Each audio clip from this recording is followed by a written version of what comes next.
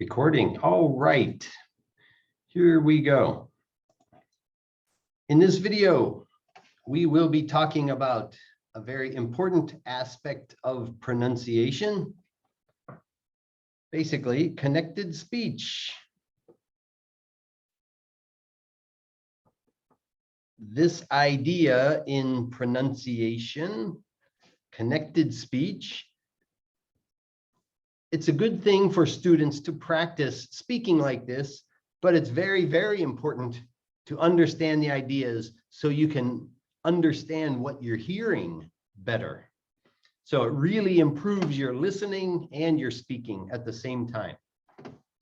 So connected speech, what is it? Well, when we native speakers of English, when we speak English naturally, we do not stop after each word. That's very unnatural, what I just did. When we speak, sometimes our whole sentence sounds like one long word because we don't stop between each word, because we don't stop between each word. This idea is called connected speech. All right, so that's what I'm going to cover here in this short video, somewhat short maybe. Okay, what is it? This is what I just said. Learning how connected speech works. There's a little mistake on this file, so let me fix it right now.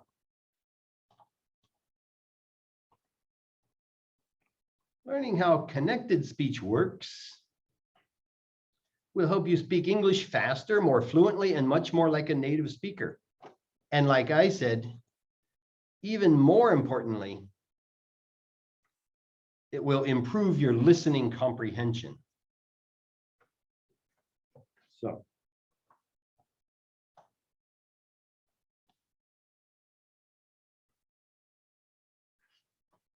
okay. Connected speech means that when we speak, words have some effect on each other. We do not always pronounce words separately with a neat pause. We do not stop between words. Okay. The end sound of one word often affects the beginning sound of the next word. Yes, they're all connected in several different ways. Okay. All right. Connected speech includes many different subtopics, many different ways they are connected.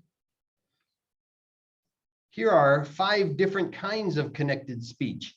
Here are the names of the ways of connecting. The names might help you or might not. Don't worry about the names too much, as long as you get the ideas about how it all works. Okay, first one, linking. To me, linking is a very general category, could almost cover all 5 of these. But linking happens when the end of one word blends into another word, into the next word in the sentence or in the statement. And this file here describes linking very, very narrowly, very specifically. The linking that they're talking about here, you've got 2 words. And so the first word, the last sound in the word, is a consonant sound. Consonant. The first sound in the next word is a vowel sound. Vowel sound, vowel sound. A, E, I, O, U are the vowels. Maybe you know there are many vowel sounds. A, E, I, like that. So there are many vowel sounds. When the second word begins with a vowel sound, I should have color coded it all. And the first word ends with a consonant sound, there's no stopping between them. All right. So they give some examples here. I want this orange. There's an example. This stops with that consonant sound. S. Orange starts with a vowel sound. So it sounds like one word. This orange, this orange, this orange. I want that orange, that orange, that orange, that orange.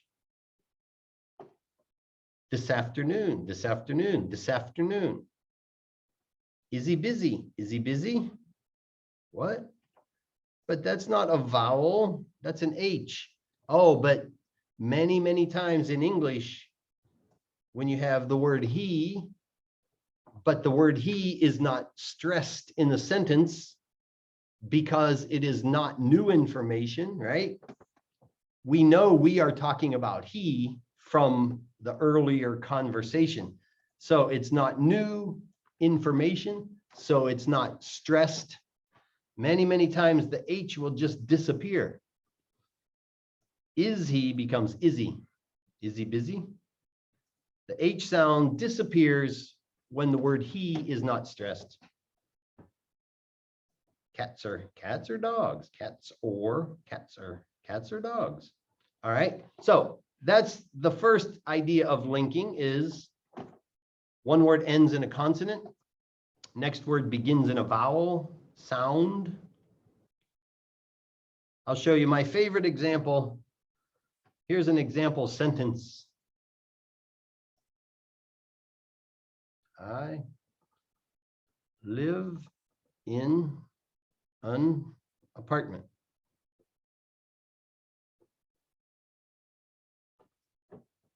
Okay, so we've got vowel sound at the beginning, at the beginning, at the beginning. We've got consonant sound at the end. Remember the E is silent here. So consonant sound at the end, consonant sound, consonant sound. So we do not disconnect the words. We do not say them separately. We say it, it sounds like this. I live in an apartment. I live in an apartment. I live in an apartment. All right. If you record my voice saying that, I live in an apartment. If you go slow down the recording, very slow, 50% or 30% speed, it will really sound like this.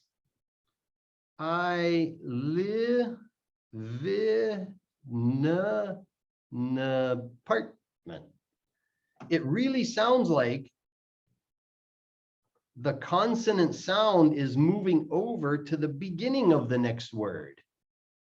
If you analyze it very closely, analyze the voice pattern. I live in an apartment. Live in an apartment. I live in an apartment. So that's the first kind of linking here. Well, that's what they call linking, catenation, or linking, same thing. It's this consonant at the end, vowel at the beginning of the next word idea. And that is what happens if you who are watching this are my English 1 students and we're using the World English 2 book. That's what they're talking about here on page 7 of the book. Unit 1, page 7. Pronunciation, linking words together. A word ends in a consonant. Next word starts with a vowel sound. The words are linked. We cut the rice plants and clean them. We grow a lot of rice, I usually like a tomato, we don't stop between. Staple foods are the most important, that's a good example there. Most important. It sounds like the T moves over to the word important. Most important, most important. We're eating dinner now. We're eating dinner now.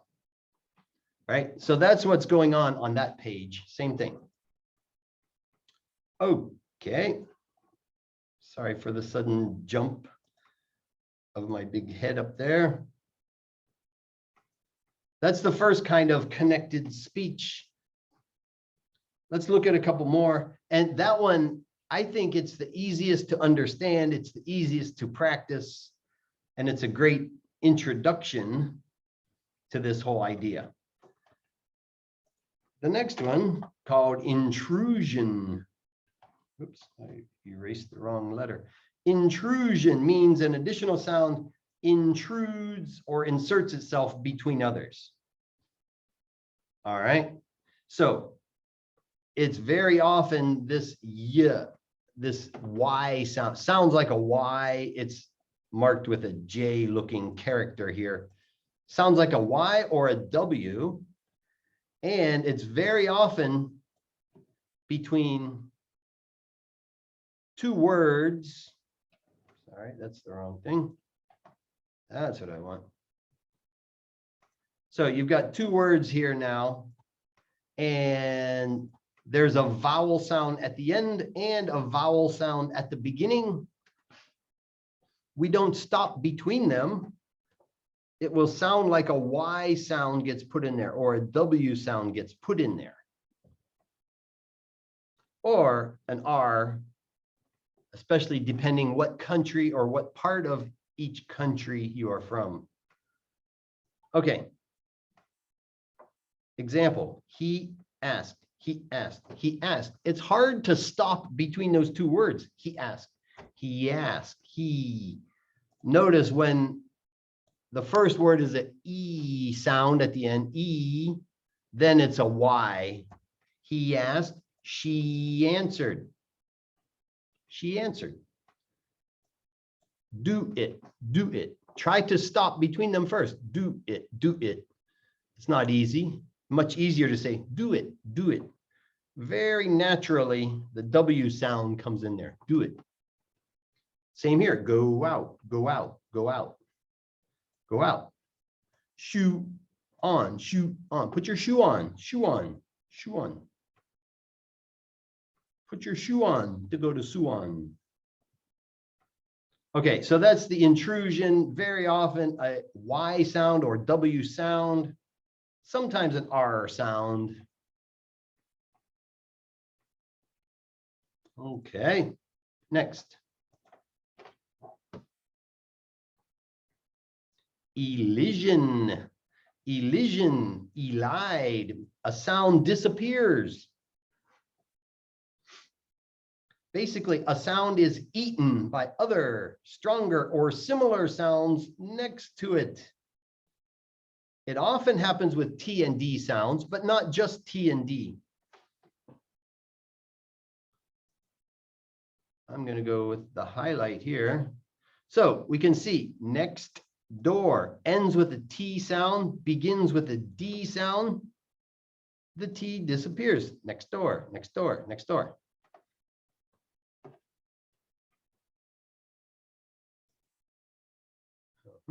So two words like this, first word, second word. In English, it's very common that, now this is basically, they both,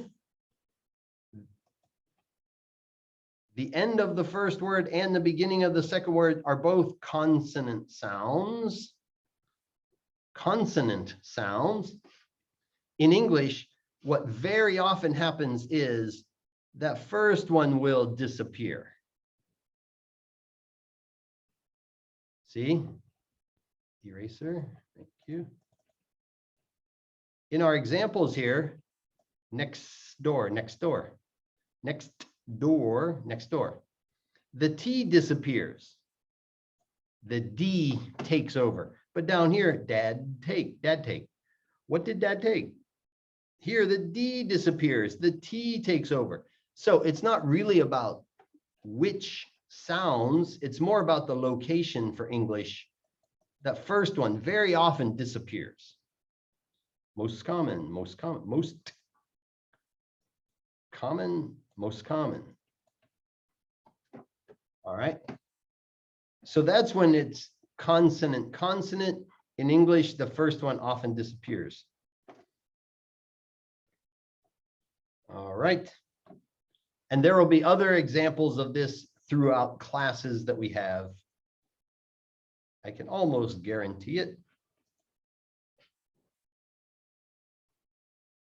Assimilation. Okay, here's where the two words that you're saying, not writing, but this is all about speaking. When you're speaking and you've got these two words, and now special characters at the end and at the beginning. And as you can see here, it's usually a T sound or a D sound at the end of the first word, D, T or D, and then a Y sound at the beginning. They smash together, they make a new sound. So let's go with purple to represent the new sound. Don't you. T and the Y smash together. Ch. Don't you. Don't you. Don't you. Won't you. Meet you. It's nice to meet you. Notice when it's a T, sorry. When you've got a T here and a Y at the beginning, you end up with a CH sound. Don't you, won't you, meet you. However, when you've got a D sound followed by a Y sound on the next word, it's more of a J sound. Did you? Did you? Did you? Did you? Would you? Could you? Should you? Assimilation, yes, that's making a new sound from those two sounds. Okay.